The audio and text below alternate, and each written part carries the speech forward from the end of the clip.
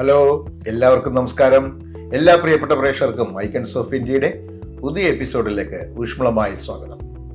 Icons of India ഇപ്പോൾ നിൽക്കുന്നത് പെരിന്തൽമണ്ണയിലാണ്. ഇന്ന് ഐക്കൺസ് ഓഫ് ഇന്ത്യ നിങ്ങൾക്കായി പരിചയപ്പെടുത്തുന്ന അതിഥി ജാം ജൂം ഹൈപ്പർ മാർക്കറ്റിന്റെ മാനേജിംഗ് ഡയറക്ടർ സബീർ അലി സാറാണ്. സ്നേഹത്തോടെ, ആദരവോടെ, ബഹുമാനത്തോടെ നമുക്ക് സ്വാഗതം ചെയ്യാം സബീർ അലി സാർ.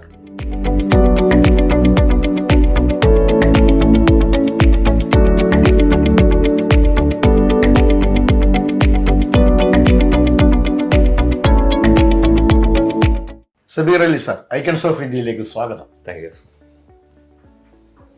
അപ്പോൾ ഇന്ന് ഞങ്ങളുടെ പ്രേക്ഷകർ കാത്തിരിക്കുന്നത് സബീർ അലി സാറിന്റെ വിശേഷങ്ങൾ അറിയാൻ വേണ്ടിയാണ്. നമുക്ക് തുടങ്ങാം.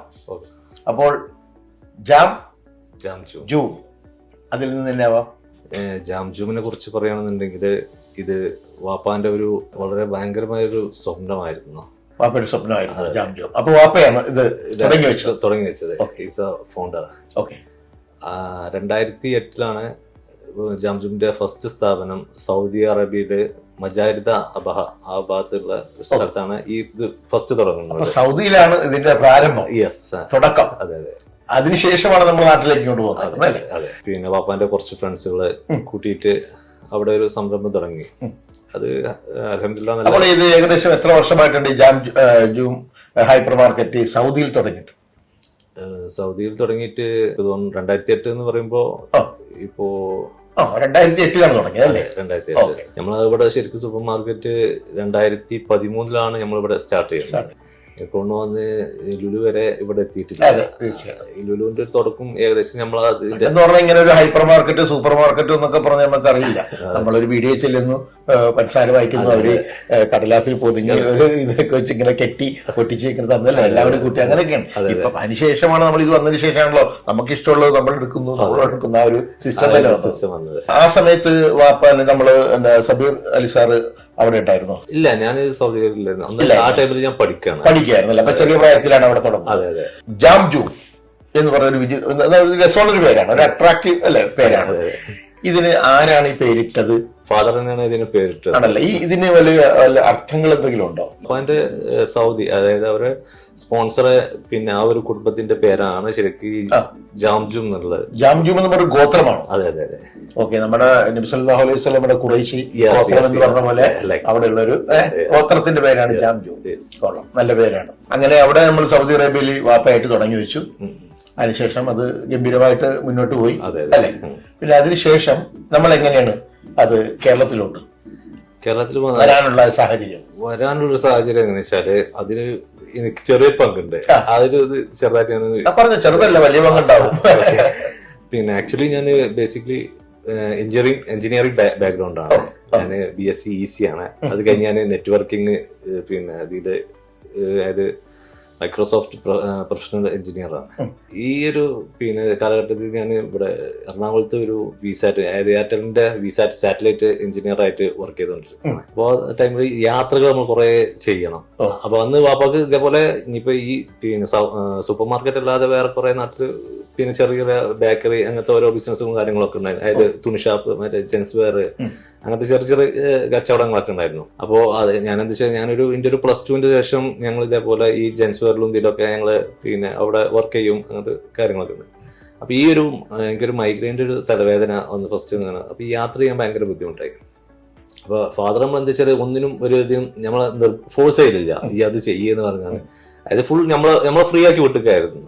അപ്പോൾ അങ്ങനെ ഫാദറിനോട് ചോദിച്ചു, ഞാനിങ്ങനെ ബിസിനസ്സൊക്കെ ഇറങ്ങിയാലോ നിങ്ങൾ ചോദിച്ചു. അപ്പോൾ ആയിക്കോട്ടെ, അതൊക്കെ നിന്റെ താല്പര്യം എന്താ വെച്ചാൽ ചെയ്യാം, അതിന് വേണ്ട എന്ത് ഹെൽപ്പ് വേണമെന്നുണ്ടെങ്കിൽ നമുക്ക് ചെയ്യാന്ന്. അന്നങ്ങനെ ഒരു ട്രെൻഡാണ് ഈ ജെൻസ് വെയറിന്റെ ഒക്കെ ഒരു ടൈം ആണ്. അപ്പോൾ നമുക്ക് എന്താ വെച്ചാൽ ഓൾറെഡി ഇതിലൊരു എക്സ്പീരിയൻസും ഉണ്ട്. നമ്മള് മഞ്ചേരി ഒരു ഷോപ്പ് ഉണ്ടായിരുന്നു. പിന്നെ ഞാനും എൻ്റെ കുറച്ച് കൂട്ടുകാരന്മാരും ഇതേപോലെ അങ്ങനെ അത് പിന്നെ ഒരു ജെൻസ് വെയർ തുടങ്ങുന്ന രീതിയിൽ ഞങ്ങളൊരു സ്ഥലം നോക്കാൻ വേണ്ടി ഇങ്ങനെ അന്വേഷിച്ച് നടക്കും. അപ്പൊ അങ്ങനെ മലപ്പുറത്ത് നമ്മളെ ഇപ്പോൾ ഉള്ള ബിൽഡിങ്, അത് പിന്നെ അവിടെ ജുമാ മസ്ജിദിന്റെ അവരെ കീഴിലുള്ള ബിൽഡിംഗ്. അപ്പൊ അങ്ങനെ വാപ്പനോട് പറഞ്ഞു, അവിടെ അങ്ങനെ ഒരു ബിൽഡിംഗ് പോകുന്നുണ്ട്, നിങ്ങൾ അവിടെ കമ്മിറ്റിക്കാരുമായിട്ട് സംസാരിക്കുക. അങ്ങനെ വാപ്പ അങ്ങനെ പോയിട്ട് സംസാരിച്ചു.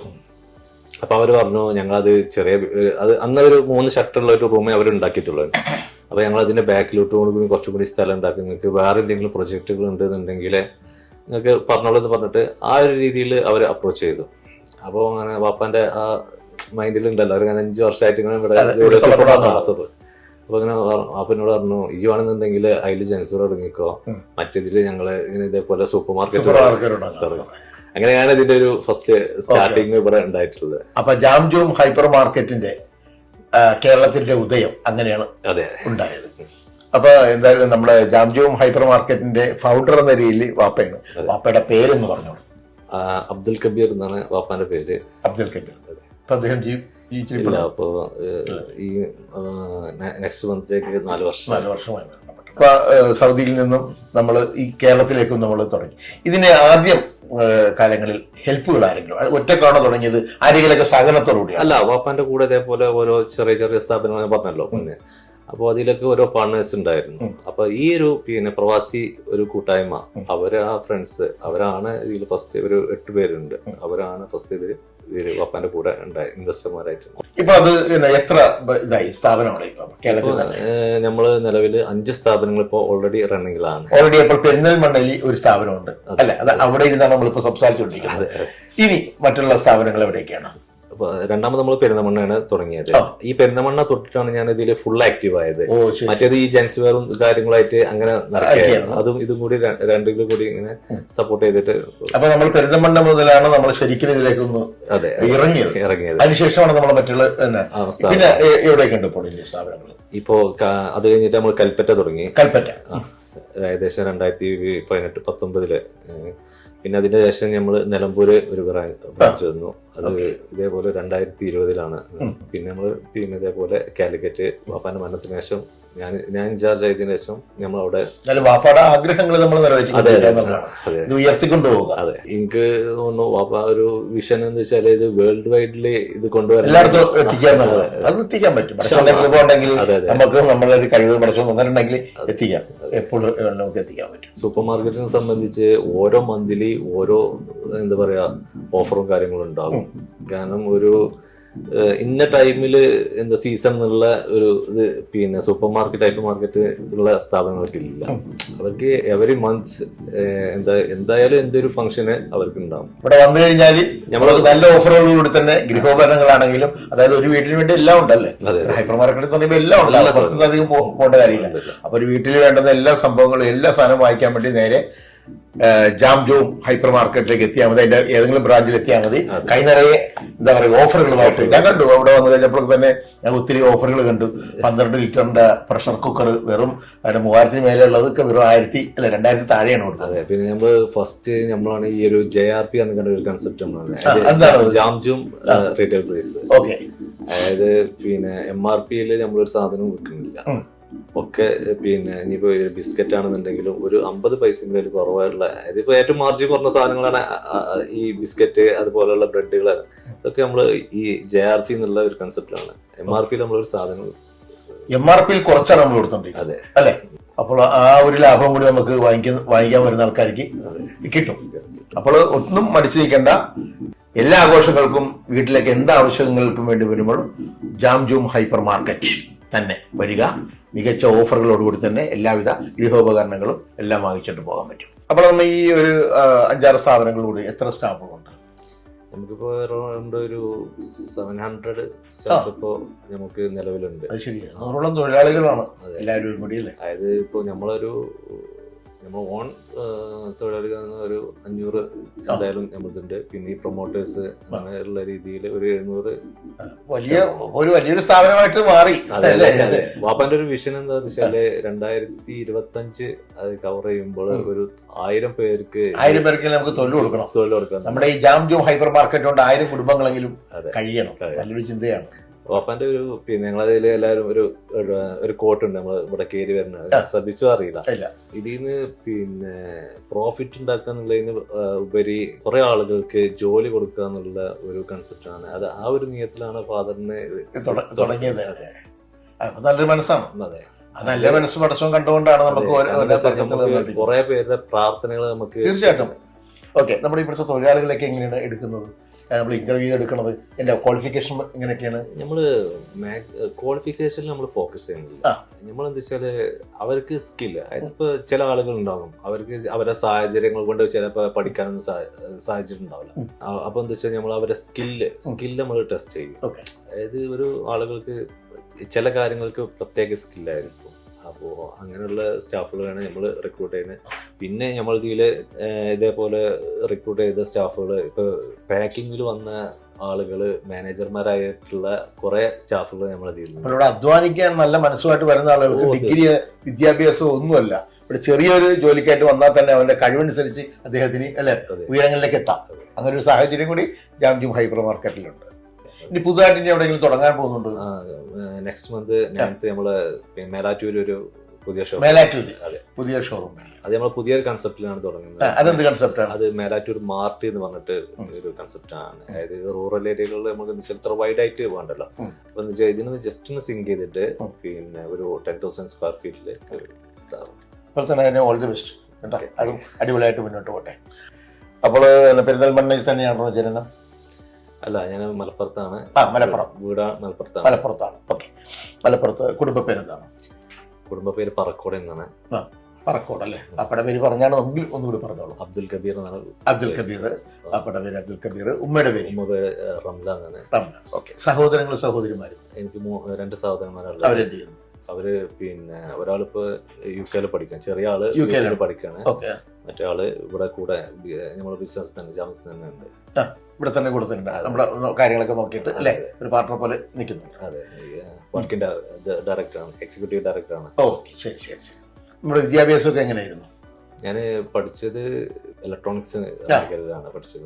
ഒരു 7th വരെ നമ്മുടെ നാട്ടിലുള്ള ഒരു സ്കൂളിലാണ് പഠിച്ചിട്ടുള്ളത്, UP സ്കൂൾ എന്ന് പറയുന്നത്. അത് കഴിഞ്ഞ് എന്റെ ഹയർ സെക്കൻഡറി പിന്നെ ചെമ്മങ്കടവ് സ്കൂളിലാണ്.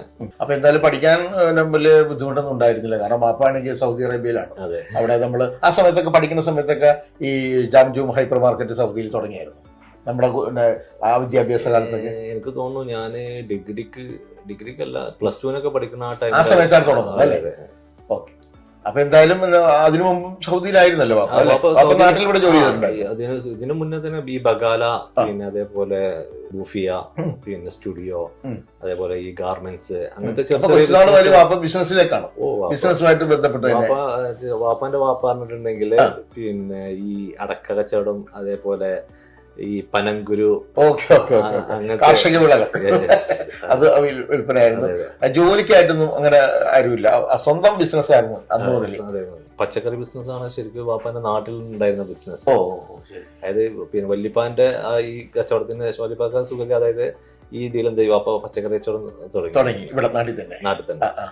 പിന്നെ അതിനുശേഷം വാപ്പ, പിന്നെ ഞാനുണ്ടായതിനു ശേഷമാണ് വാപ്പ ഗൾഫിൽ പോയത്. ഗൾഫിൽ നിന്നാണ് പിന്നെ ഫസ്റ്റ് ബൂഫി പറഞ്ഞ അങ്ങനത്തെ ആദ്യം എന്നാണ് ശരിക്കും വാപ്പ കച്ചവടം ശരിക്കും തുടങ്ങി. അപ്പൊ നമുക്കൊരു അങ്ങോട്ട് സൗദിയിലേക്ക് പോകാനുള്ള ഒരു ആഗ്രഹം. അപ്പൊ എന്തായാലും ഓൾറെഡി സൗദിയിലാണല്ലോ, അപ്പൊ എന്തായാലും മക്കൾക്ക് ഓൾറെഡി വാപ്പ അവിടെ എവിടെയാണോ അങ്ങോട്ട് എത്താനുള്ള ഒരു ആഗ്രഹം ഉണ്ടാവും, അല്ലെങ്കിൽ മക്കളെ അങ്ങോട്ട് എത്തിക്കാനുള്ള ഒരു ആഗ്രഹം ഉണ്ടാവും. എന്തുകൊണ്ടാണ് സൗദിയിലേക്ക് പോകാനുള്ള ആഗ്രഹം? ഇല്ലാഞ്ഞിട്ടാണോ അതോ താല്പര്യം? എനിക്ക് വളരെ ആഗ്രഹം ഉണ്ടായിരുന്നു സൗദിയിലൊക്കെ വർക്ക് ചെയ്യണം. കാരണം അന്ന് പിന്നെ +2 കഴിഞ്ഞിട്ടുണ്ടെങ്കിൽ നേരെ ഗൾഫിലേക്ക് പോകണമല്ലോ. പക്ഷെ ഞങ്ങൾ എന്റെ ഇതിലൊരു വഴിത്തിരിവ് ഉണ്ടായില്ല. പിന്നെ 10th കഴിയുമ്പോ ഞങ്ങള് ഫാദർ ഇതേപോലെ ഞങ്ങള് ഹജ്ജിന് കൊണ്ടുപോയി.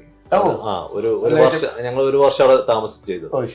അപ്പോ ഈ അവിടെ എന്ന് വെച്ചാൽ ഈ മജാരിദ എന്ന സ്ഥലത്താണ് ഞങ്ങൾ അന്ന് പിന്നെ വാപ്പാന്റെ ഈ ബിസിനസ്സും കാര്യങ്ങളൊക്കെ ഉണ്ടായിരുന്നത്. അത് കുറച്ചൊരു റൂറൽ ഏരിയ ആണ്, നമ്മള് ജിദ്ദന്റെ അത്രയൊന്നും ഇതായിട്ടില്ല. അപ്പൊ അവിടുത്തെ ആളുകളെ ബുദ്ധിമുട്ടും പ്രയാസവും ഇതൊക്കെയാണ് നമ്മൾ അവിടെ ചെന്നിട്ട് കാണേണ്ടത്. അവര് നേരെ പിന്നെ പണിക്ക് പോകണോ, പിന്നെ ഒരു ഉച്ചക്ക് പിന്നെ അവര് ഷോപ്പ് ക്ലോസ് ചെയ്യണോ, പിന്നെ കിടന്നുറങ്ങണോ, പിന്നെ അതേപോലെ അങ്ങനെ ഒരു റൊട്ടീനിൽ വെച്ചിട്ട് ഇങ്ങനെ. സൗദിയിൽ എന്നൊക്കെ പറയാൻ ഭയങ്കര കർശനമാണ് നിയമങ്ങളൊക്കെ, ഭയങ്കര സമയത്ത് അവിടെ ഒരു കട പോലും തുറന്ന് നിൽക്കാൻ പാടില്ല. അന്ന് ഇതേപോലെ എന്നോട് അവിടെ ഉള്ള ഒരു വാപ്പാന്റെ ഒരു സുഹൃത്തിനോട് പറഞ്ഞു, ജന്മം ഉണ്ടെങ്കിൽ ഇങ്ങോട്ട് വരരുത്, നാട്ടിൽ എന്തെങ്കിലും നല്ല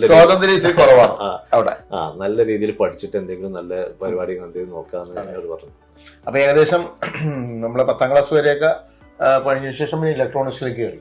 പിന്നെ +2 പിന്നെ അവിടെ അതേപോലെ ചെറുപ്പം പഠിക്കാനൊക്കെ എങ്ങനെ ഉണ്ടായിരുന്നില്ല ചോദിക്കുന്നത്? ഞാൻ ആവറേജ് ഉള്ളായിരുന്നു. Average പക്ഷെ ഞാൻ എന്താ പറയാ ചെറുപ്പം മുതലേ എന്തെങ്കിലുമൊക്കെ കുത്തി കഴിച്ച്, അതായത് ഇലക്ട്രിക്കൽ ആൻഡ് ഇലക്ട്രോണിക്സ് ആ മേഖലയിൽ ഞാൻ ഏകദേശം 5ാം വയസ്സിൽ പിന്നെ വല്യപ്പാന്റെ അന്ന് ഈ മറ്റേ ഈ നമ്മള് എന്താണ് എയറൈഡ് ഉണ്ടല്ലോ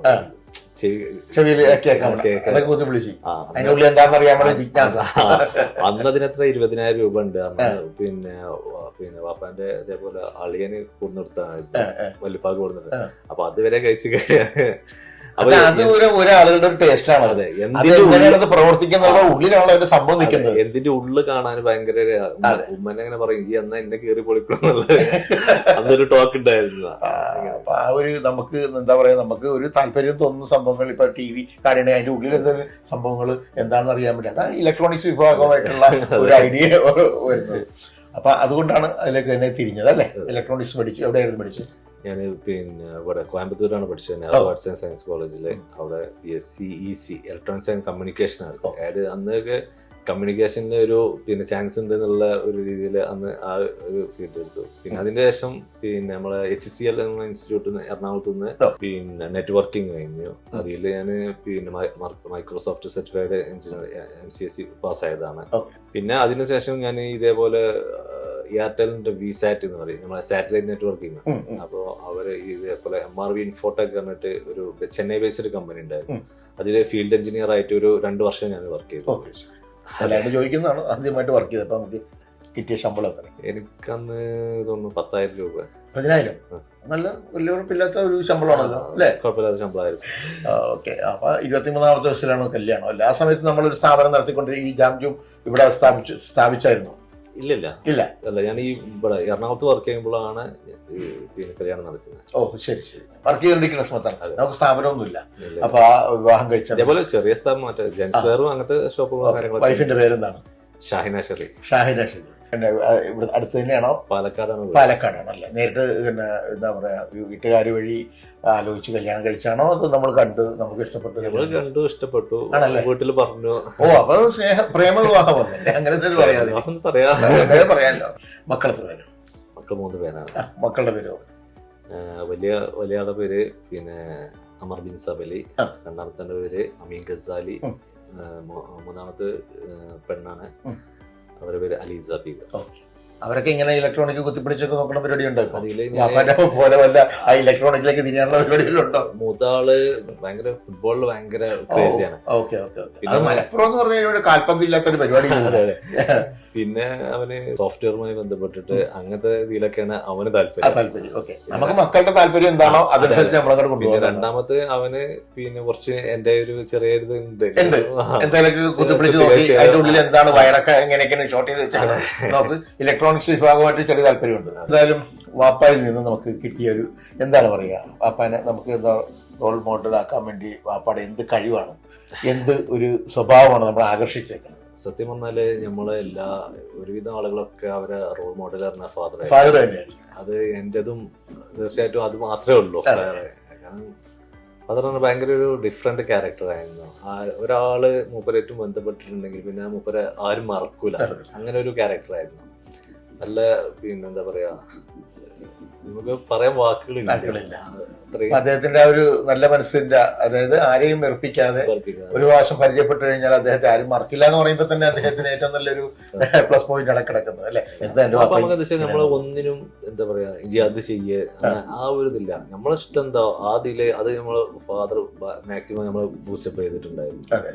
അതായത് ഇപ്പൊ നമുക്ക് 2-3 വിഷയങ്ങളിലൂടെ വന്നു കഴിഞ്ഞു. ഒന്ന് കൊറോണ വന്നു, അതിൻ്റെ ഇടയ്ക്ക് നമുക്ക് പ്രളയം വന്നു, മലപ്പുറം ജില്ലയൊക്കെ മൊത്തം കുഴപ്പമായിരുന്നു. കോവിഡ് ശരിക്കും നമ്മൾ നല്ല എല്ലാവരെയും ബാധിച്ചു പ്രതിസന്ധിയായിരുന്നു. പക്ഷെ നമ്മളെന്താ വെച്ചാൽ നമ്മള് ഒരു സ്റ്റാഫിനെ പോലും നമ്മള് ഒഴിവാക്കിയിട്ടില്ല.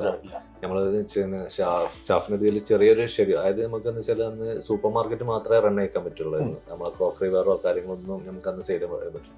അപ്പൊ നമ്മളെന്താ വെച്ചാൽ അതിൽ ചെറിയ ഷിഫ്റ്റിങ്ങും കാര്യങ്ങളും ഇതൊക്കെ വെച്ചിട്ട് നമ്മളത് അഡ്ജസ്റ്റ് ചെയ്ത് മെയിൻറ്റെയിൻ ചെയ്ത് പോയിട്ടുണ്ട്, തരണം ചെയ്തിട്ടുണ്ട്. പ്രളയത്തിന് നമ്മളെ ഈ പിന്നെ പെരുന്തമണ്ണ സ്ഥാപനത്തിൽ ഇതിന്റെ അടിയിൽ മൊത്തത്തില് വെള്ളം കയറിയിട്ട്, പക്ഷെ അതെന്നൊക്കെ നമ്മളെ സ്റ്റാഫുകളൊക്കെ അന്ന് നല്ല രീതിയിൽ നമ്മള് ഹെൽപ്പ് ചെയ്ത്, കാരണം സാധനങ്ങളൊക്കെ ആ പിന്നെ വെള്ളം വരുന്ന അതിന്റെ ഇതിൽ തന്നെ നമ്മള് സാധനം മൊത്തം മുകളിലേക്ക് കയറ്റിയൊക്കെ ഈ കൊറോണ സമയത്താണ് വാപ്പയുടെ അല്ലേ? ഒരു മരണം സംഭവിക്കുന്നത് അല്ലേ? അതെ. അത് പിന്നെ എങ്ങനെയായിരുന്നു അത് സംഭവിച്ചത്? അതായത് വാപ്പാക്ക് മൈസ്തീനി പറഞ്ഞിട്ടൊരു ചെറിയ എന്താ പറയാ ഒരു അസുഖമാണ്. പിന്നെ ചുരുക്കം ആളുകൾക്ക് മാത്രമാണ്, നമ്മളെ അമിതാഭ് ബച്ചനൊക്കെ ഉള്ള ഒരു രോഗമാണ് ശരിക്കും. ഈ മസിലുകൾ ഷെയ്ക്കാണ് ഇതിന്റെ ഇത്. അപ്പൊ നമ്മൾ എന്താ വെച്ചാൽ ഈ പ്രതിരോധ ശേഷി കുറഞ്ഞു. നമ്മളെ ഇപ്പൊ ഒരു പനിയൊക്കെ വരികയാണെന്നുണ്ടെങ്കിൽ നമ്മൾ ശരിക്ക് പനീനെ ശരിക്കും നമ്മളെ ശരീരം പ്രതിരോധിക്കാനല്ല, അപ്പോഴാണല്ലോ നമ്മളെ ഹീറ്റ് ചൂട് വരുന്നത്. പക്ഷെ ഇത് ഈ ഒരു രോഗത്തിന്റെ പ്രത്യേകത എന്താ വെച്ചാല് ഇതിനെ അങ്ങോട്ട് സപ്പോർട്ട് ചെയ്യും. അത് പനി അപ്പൊ അത്രയും ശ്രദ്ധ ഇതിൽ വരുത്തണം എന്നുള്ള ഫാദറിനോട് പറഞ്ഞു. അത് പ്രതിരോധം ഒട്ടും ഇല്ലായിരിക്കുന്ന സമയത്ത് അങ്ങോട്ട് വന്നപ്പോ അതിനെ പ്രതിരോധിക്കാൻ നമുക്ക് സാധിച്ചില്ല. അപ്പോ ഇത് പിന്നെ ലെൻസിന് ബാധിച്ചും ചെയ്തു. പിന്നെ ശ്വാസത്തിൽ ഇങ്ങനെ ഇതായി. ഫസ്റ്റ് ഒക്കെ ഇതേപോലെ ഞാൻ 1-2 ദിവസം എൻ്റെ കൂടെ അതേപോലെ ഹോസ്പിറ്റലിലൊക്കെ പോകുന്നു. അപ്പൊ എന്താ വെച്ചാൽ അപ്പോഴും കൊറോണയുടെ ടെസ്റ്റ് ചെയ്യാൻ സമ്മതിക്കില്ല. പപ്പാക്ക് എന്താ വെച്ചാല് അന്ന് മെഡിക്കൽ കോളേജിലാണല്ലോ ട്രീറ്റ്മെന്റ് ഉള്ളത്. അപ്പൊ മെഡിക്കൽ കോളേജിലേക്ക് പോകാൻ മൂപ്പർക്ക് ഭയങ്കര ബുദ്ധിമുട്ട്. പിന്നെ നമ്മൾ ഇതേപോലെ നമ്മളെ ഒരു ഫാമിലി ഡോക്ടർ ഉണ്ട്, മൂപ്പരെ കണ്ടിട്ട് ഇതേപോലെ ടെസ്റ്റ് ചെയ്തപ്പോൾ കൊറോണ പോസിറ്റീവ് ആണ്. അപ്പോൾ തന്നെ മൂപ്പര് പറഞ്ഞു ഇവിടെ നമുക്ക് ചാൻസ് ഇല്ല, ഒന്നെങ്കിൽ ബേബി അല്ലെങ്കിൽ മൈത്ര, ഈ 2 ഓപ്ഷനാന്നുള്ളായിരുന്നു. അതായത് ഈ കോവിഡ് ICU ഉള്ളത് അവിടെ ഉള്ളത്. അങ്ങനെ അത് പിന്നെ ബേബിയിൽ നമുക്ക് സീറ്റ് കിട്ടി, ആകെ ഒരൊറ്റ സീറ്റേ ഉള്ളായിരുന്നു അന്നെന്ന് പറഞ്ഞ. പിന്നെ ആ ഒരു ഇതുപോലെ നമ്മളൊരു ദുരിതം കണ്ടിട്ടില്ല ഒരു കൊറോണ എന്ന് പറഞ്ഞു കഴിഞ്ഞാൽ. എത്ര പേരാണ് നമുക്ക് ഓക്സിജനിൽ കിട്ടാതെ എത്ര പേര് പെട്ടെന്ന് മരിക്കുന്നത് നമ്മൾ കണ്ടു. എന്തായാലും പടച്ചോന്റെ ഇതുകൊണ്ട് ഇപ്പൊ എന്തായാലും ആഗ്രഹം പോലെ തന്നെ, വാപ്പയുടെ ആഗ്രഹം പോലെ തന്നെ നമ്മൾ ഇവിടെ മക്കളായിട്ട് ഈ സ്ഥാപനം വളരെ മുന്നോട്ട് തന്നെ പോയിക്കൊണ്ടിരിക്കുന്നു അല്ലെ? ജാംജൂം ഹൈപ്പർ മാർക്കറ്റ് മുന്നോട്ട് ഭയങ്കര ഒരു എക്സ്പീരിയൻസ് തന്നത്. അതെ, തീർച്ചയായിട്ടും. നമ്മുടെ ഈ ജാംജൂം ഹൈപ്പർ മാർക്കറ്റ് ഇങ്ങനെ വിജയകരമായി മുന്നോട്ട് പോകുമ്പോൾ നമുക്ക് ആരോടൊക്കെയാണ് കടപ്പാടുള്ളത്? ഇത് ഞാൻ പറഞ്ഞല്ലോ, ഫസ്റ്റ് പറഞ്ഞല്ലോ, ഇത് ഒരു പ്രവാസി കൂട്ടത്തിന്റെ, അതായത് വാപ്പാന്റെ കൂടെ ഉണ്ടായിരുന്ന ഫ്രണ്ട്സുകൾ അവർ തന്നെയാണ് ഇതില്. പിന്നെ വാപ്പാന്റെ കൂടെ ഫസ്റ്റ് ഉണ്ടായിരുന്നു. അപ്പൊ ആ സുഹൃത്തുക്കളുടെയൊക്കെ ഓർമ്മയുണ്ടെങ്കിൽ പേരുകളൊക്കെ പറയും. അവര് അതില് ഒന്ന് അബ്ദുൽ അസീസ് അറിയാം. അവര് പിന്നെ വാപ്പാന്റെ കൂടെ പഠിച്ചതാണ് ഇവിടെ നാട്ടില്. പിന്നെ അതേപോലെ അലവിക്കുട്ടി, അവര് ഇതേപോലെ സൗദിയില് ബിസിനസ് ഉണ്ടായിരുന്നു. പിന്നെ അബ്ദുൽ ഹക്കീം, അവര് ഇതേപോലെ ബിസിനസ് ഉണ്ടായിരുന്നു സൗദിയില്. എന്നാലും വാപ്പാടെ കൂടെയുള്ള ഒരു സൗദിയിലുണ്ടായിരുന്ന കുറെ സുഹൃത്തുക്കളോടാണ് ഏറ്റവും കൂടുതൽ കടപ്പാട് നമ്മുടെ ജാംജൂം ഹൈപ്പർ മാർക്കറ്റ് ഈ നിലയിൽ പ്രവർത്തിച്ചു പോകുന്നത്. അതെ, വാപ്പ എന്താ വെച്ചാൽ നമ്മളൊരു ഫാമിലിക്ക് കൊടുക്കുന്ന ഒരു കൺസിഡറേഷൻ അതേപോലെ ഫ്രണ്ട്സിന് കൊടുത്തിട്ടുണ്ടായിരുന്നു. ഓക്കെ. ആ ഒരു സ്നേഹമാണ് ഇങ്ങനൊരു സ്ഥാപനം തന്നെ ഉണ്ടാകാനും അതിപ്പോൾ വിജയകരമായിട്ട് മുന്നോട്ട് പോകാനും ഉണ്ടാക്കി. എല്ലാം ഇതുപോലെ തന്നെ വാപ്പാടെ ആഗ്രഹം പോലെ തന്നെ ലോകം മുഴുവൻ ജാംജൂം ഹൈപ്പർ മാർക്കറ്റ് നിറയട്ടെ എന്ന് ആശംസിക്കുകയാണ്. ഇനിയിപ്പോൾ എന്താ പറയുക, നമുക്ക് വന്നിട്ടിപ്പോൾ അധികം എക്സ്പീരിയൻസ് ആയിട്ടില്ല എങ്കിലും നമ്മുടെ ഉള്ള എക്സ്പീരിയൻസ് വെച്ച് പുതിയ തലമുറ എന്നല്ല, നമുക്ക് നമ്മൾ ഇനിയും ഈ ബിസിനസ്സിലേക്ക് വരാൻ ഉദ്ദേശിക്കുന്ന ആളുകൾക്കുള്ള ഒരു ചെറിയൊരു അഡ്വൈസ്. നമ്മളെന്താ വെച്ചാല് ബിസിനസ് എന്ന് പറഞ്ഞിട്ടുണ്ടെങ്കിൽ അത് ശരിക്കും പഠിച്ചു തന്നെ ചെയ്യണം. ഇപ്പൊ ഞാനിപ്പോ ബി സ്കൂളിൽ ഇപ്പൊ കഴിഞ്ഞ ലാസ്റ്റ് ഇയറിൽ ഒരു MBA ചെയ്തു. അപ്പോൾ നമ്മൾ ബിസിനസ് പഠിച്ച് ചെയ്യുമ്പോൾ അതിൻ്റെതായിട്ടുള്ള ഒരു മാറ്റം നമുക്കുണ്ട്. എന്ത് ബിസിനസ് നമ്മൾ ചെയ്യാൻ ഉദ്ദേശിക്കുന്നതെങ്കിലും അതിനെക്കുറിച്ച് എല്ലാം പഠിക്കണം. എടുത്തു ചാടി ചെയ്യാൻ അതിന്റെ ദോഷങ്ങളും ഗുണങ്ങളും ഒക്കെ നമ്മൾ മനസ്സിലാക്കി അത് തരണം ചെയ്യാനുള്ള എല്ലാ കപ്പാസിറ്റിയോടുകൂടി വേണം നമ്മൾ ഇറങ്ങിത്തിരിക്കാൻ. പിന്നെ ഇതുപോലെ തന്നെ പല പല വിഷയങ്ങൾ നമുക്ക് വരും. സാമ്പത്തികമായിട്ട് ചില വിഷയങ്ങൾ വരും. അപ്പോൾ ഇതുപോലെ അസുഖങ്ങൾ വരുമ്പോൾ ഓരോ എന്തെങ്കിലും പ്രകൃതി ദുരന്തങ്ങൾ വരുമ്പോഴും നമ്മൾ അതിനെല്ലാം നേരിടാനുള്ള ഒരു ചങ്കൂറ്റം. അല്ലാതെ നമ്മൾ എന്ത് ബിസിനസ് ചെയ്താലും ലാഭകരമായിട്ട് ചെയ്യാന്നുള്ള ആ ഒരു രീതിയിൽ നമ്മൾ നിൽക്കാൻ പാടില്ല. അതിനെ എന്ത് തരണം ചെയ്യാൻ പറ്റുമോ അതിനെ കുറിച്ച് നമ്മൾ സ്റ്റഡി ചെയ്യുക, അത് നമ്മൾ അപ്ലൈ ചെയ്യുക. അപ്പോൾ എന്തായാലും ഇത്രയും നേരം ഞങ്ങളുടെ പ്രേക്ഷകർക്ക് വേണ്ടി ബിസിനസിൻ്റെയും ജാംജൂമിൻ്റെ വിശേഷങ്ങളും പേഴ്സണൽ വിശേഷങ്ങളും എല്ലാം പറഞ്ഞതിന് പങ്കിട്ടതിന് നന്ദിയുണ്ട്. Thank you so much. Thank you. Icon സോഫിയയുടെ ഇന്നത്തെ എപ്പിസോഡ് ഇവിടെ പൂർണ്ണമാവുകയാണ്. ഇനി നമുക്ക് ഇതുപോലുള്ള നല്ല എല്ലാ അതിഥികളുമായിട്ട് വീണ്ടും കാണാം. അതുവരെ തൽക്കാലം വിടാം.